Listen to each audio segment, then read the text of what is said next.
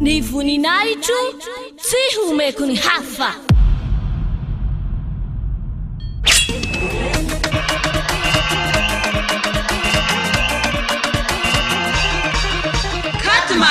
Katmars, Fampianaran YAHHOSHUAH.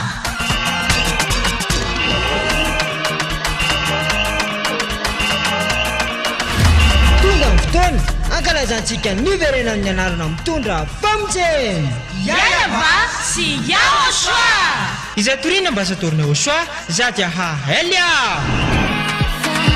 YAHOSHUAH no diraina tsalova mamiara ny tsinjaka kaza mihafa faro famidera ny YAHOSHUAH dia tena fitaliana be. Ny tena goavambe no sady tena mahafaly dia ho avy eo mihitsy YAHOSHUAH ilay niteny taminao hoe aza manota intsony, aza manota intsony.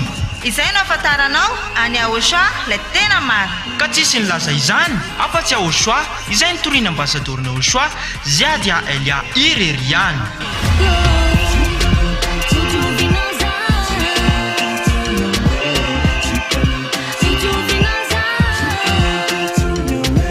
Ny faevatra ny volana martsa ho avy zao ary tena fety be manetiketika Ety amin'ny foibe fanjakana YAHOSHUAH AMBOHIDRAPETO ANTANANARIVO MADAGASCAR.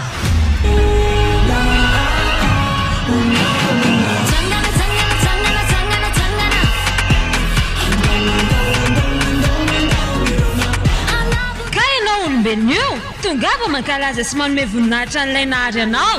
YAHVAH sy YAHOSHUAH.